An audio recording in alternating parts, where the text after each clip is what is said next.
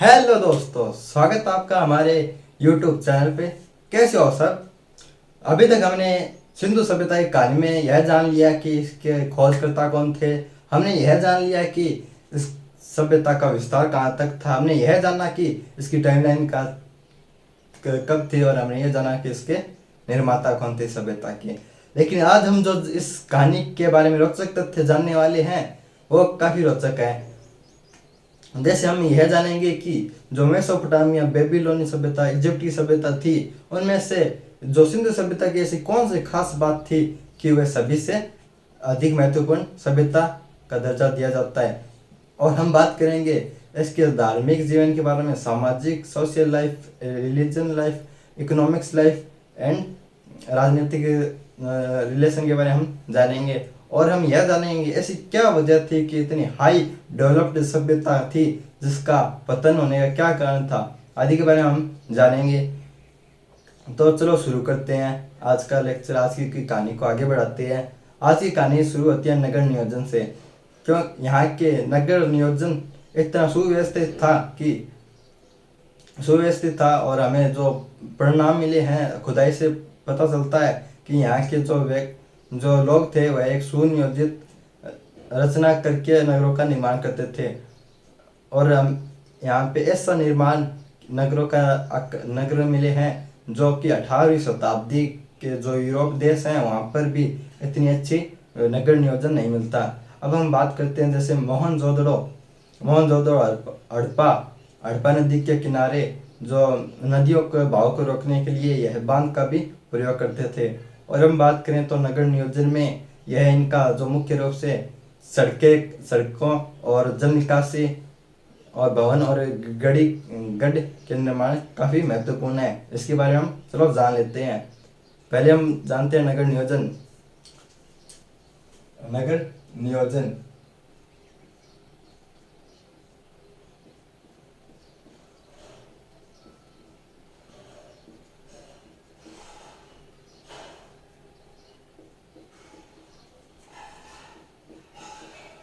नगर नियोजन के बारे में जानते हैं जिसमें हम पहली चर्चा करेंगे सड़कें के बारे में, चर्चा करेंगे सड़कों के बारे में चर्चा करेंगे। दूसरे हम चर्चा करेंगे जल निकासी के बारे में।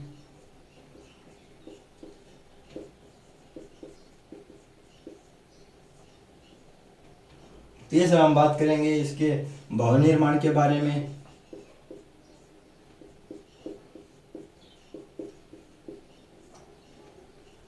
और गढ़ निर्माण के बारे में बात करेंगे। जैसे हम ये भी जानेंगे अन्न भंडार, स्नानागार आदि के बारे में हम चर्चा करेंगे नगर नियोजन में।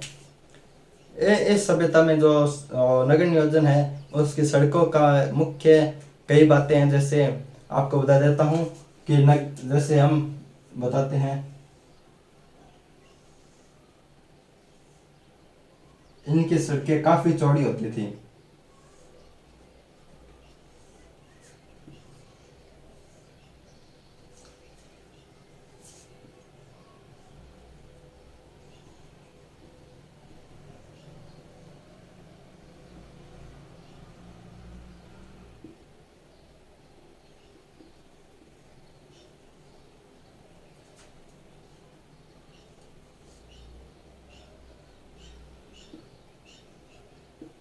ये सड़कें, ओके।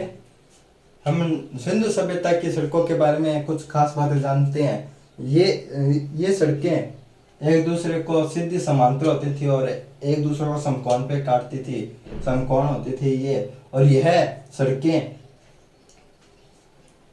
काफ़ी महत्वपूर्ण होती थी, सड़कें काफ़ी चौड़ी होती थी। यह सड़कें 33 फीट से चौड़ी होती थी 33 फुट इसकी चौड़ाई होती थी और यहाँ होती थी। और एक विशेष बात जाने कि जो यहाँ के भवन होते थे उनका मुख्य प्रवेश द्वार सड़कों की तरफ न होकर गलियों में होता था, मुख्य सड़कों की ओर नहीं होता था। जैसे यह कोई आवास है, घर है जिनके प्रवेश द्वार गलियों में होते थे ना कि मुख्य सड़कों पे नहीं होते थे। और हम इस सभ्यता के बारे में जाने तो यहाँ सड़क कहीं कहीं इनकी चौड़ाई जो गलियों की चौड़ाई हमें 18 से 22 फीट भी मिलती है, इतनी चौड़ी होती थी। और इन जो हाईवे की इतनी जो सड़कें की चौड़ाई को यह देख के यह पता चलता है कि यहाँ पे काफ़ी यातायात रहा होगा। और हम जानते हैं कि सड़कों सड़कों मोहनजोदड़ो की सड़कों में भी मिला है, इसकी लंबाई काफ़ी होती थी। और हम जाने तो सड़कों के बारे में यहाँ पे काफ़ी सफाई का ध्यान रखा जाता था। जो सड़कें होती थी मिट्टी की बनी होती थी, और जो लेकिन मुख्य जो सड़कें होती थी, जो हाईवे होता था यहाँ का, वह थोड़ा ईंटों से बना होता था। और बात इसके बारे में बात करें तो सड़क यहाँ की कैसी थी। यहाँ पे हमें सड़कों के अवशेष में मिले हैं, यहाँ पे गड्ढे मिले हैं, जो इन्हें साफ कूड़ा कचरा यहाँ पे डालते थे, इसके अवशेष भी हमें मिले हैं। हम अनुमान लगाते हैं यहाँ के ये साफ कचरा दान होगा। और हम बात करते हैं, चलो अब हम जल निकासी के बारे में बात करते हैं। यहाँ का जो नालियों का सिस्टम था, गंदे पानी को नगर से बाहर निकालने के लिए यहाँ क्या सिस्टम था, उसके बारे में चर्चा करते हैं।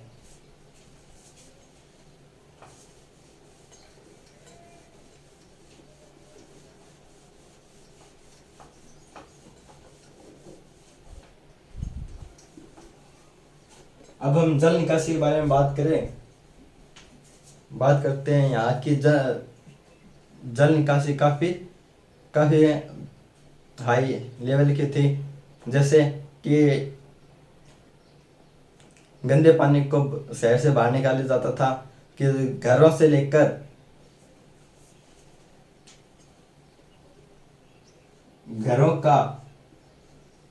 घर से निकलने वाला गंदा पानी गलियों की सड़कों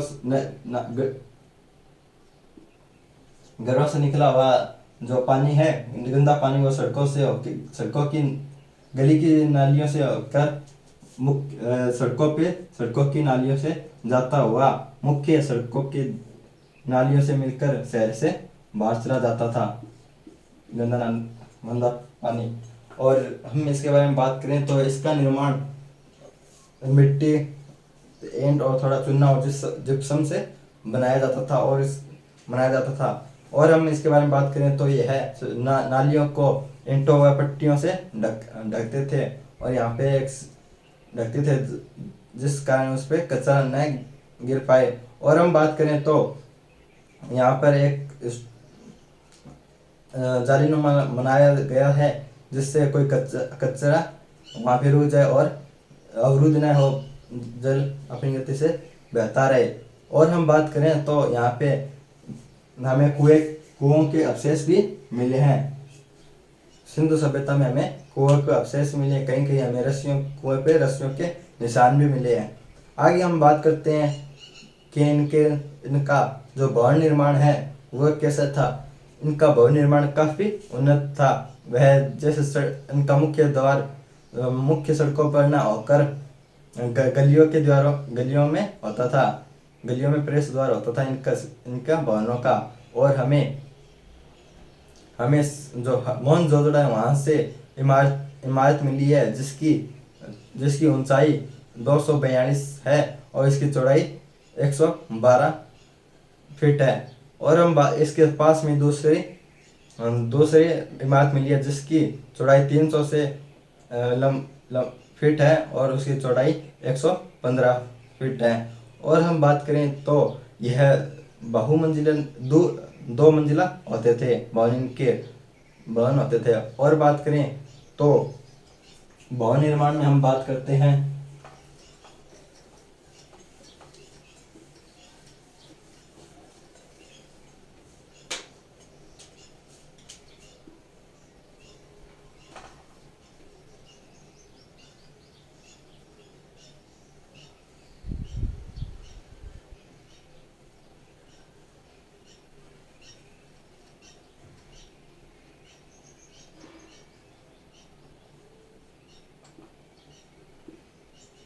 भवन निर्माण में। यह 2 मंजिला भी होते थे कई मकान, जिनकी नींव काफ़ी मोटी होती थी। ये नींव रखते थे और यह सीढ़ियों का भी प्रयोग किया करते थे। सीढ़ियों के लिए लकड़ी व पत्थरों की सीढ़ियों का इस्तेमाल करते थे। और अमीर लोग चुनना व मिट्टी के रास्ते भी करते थे। अवशेष मिले हैं हमें। और हम बात कर रहे हैं कि नगर जो इसका भवन निर्माण है उसमें क्या विशेषता है। इनकी विशेषता है कि यह एक बीच में आंगन होता था, एक कोने में रसोई और प्रवेश द्वार के पास स्नानागार और शौचालय होता था। और हमें अवशेष मिले हैं कि यहाँ पे प्रत्येक घर में एक अलमारी की प्रथा चली हुई थी। और हम भवन निर्माण के बारे में बात करें तो इनका निर्माण मिट्टी के गारे से करते थे। और मिट्टी के गारे से करते थे। और ईंटें भी मिट्टी की होती थी। और ईंटों की जो आकार है वह आधुनिक ईंटों का से मिलता जुलता है। और हम बात करते हैं तो इसके भवन निर्माण के बारे में बात करें तो जो बहुमंजिली होती थी उसकी जो बहुमंजिली मकान होते थे उनकी जो दीवारें थी वो काफ़ी मोटी होती थी। दीवारें काफ़ी मोटी होती थी। और यहाँ पे पानी का अवशेष भी मिला है नगरों के पास। अब हम एक अवशेष और मिला है हड़प्पा में। एक इमारत मिली है जिसकी लंबाई 400 फीट से ज़्यादा है। उसकी चौड़ाई 250 के आसपास है फीट है। अब उसके उत्तर में हमें एक दो पंक्तिबद्ध छः मकान मिले हैं, जिससे यह संभावना व्यक्त की जाती है कि वह एक अन्न गृह होगा, भंडार गृह होगा जिसमें अन्न वगैरह वस्तुएं रखते होंगे। और हम बात करें तो उनमें काफ़ी चौड़े चौड़े सड़कें मिली हैं। और उनका जो द्वार है वो नदी के सामने है, जिससे सामान लाने ले जाने में नदियों के द्वारा होता होगा। और बात करें तो उसके कुछ ही दूर हमें एक चबूतरे मिले हैं, गोल चबूतरे मिले हैं जिसमें छेद हैं। इससे यह पता चलता है कि वहाँ पे जो अन्न पिसाई का कार्य होता होगा। और साथ साथ के पंक्ति के मकान भी मिले हैं, जिनमें दो पंक्ति के मकान मिले हैं जिनमें श्रमिक लोग रहते होंगे। और हम बात करें तो यहाँ पे गढ़ का निर्माण होता था। वह एक कृत्रिम पहाड़ी के ऊपर मकानों का निर्माण करते थे जिससे बाढ़ आदि से बच सके। और उसके पास में हमें बड़े बड़े स्नानागार मिले हैं जिनमें सीढ़ियों का निर्माण है। दोनों साइड सीढ़ियों का निर्माण है। इतनी उन्नत व्यवस्था होने के कारण सिंधु सभ्यता को एक नगरीय सभ्यता कहा जाता है। हम आजकल देखें तो नगर किसे कहते हैं जहाँ पे तीर्थ कार्य होते हैं, लेकिन यहाँ पे नगर के हिसाब से इतना सुनियोजित नगर था जिस कारण इसे नगरीय सभ्यता कहते हैं।